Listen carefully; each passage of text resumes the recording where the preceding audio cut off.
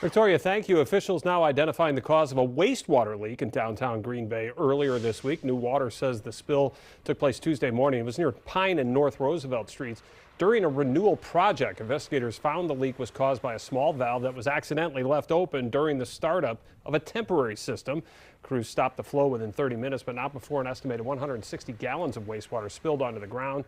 Officials say that wastewater, though, did not reach the East River or the storm sewers. Cleanup is now complete. New Water says it is implementing new inspection measures to prevent another spill.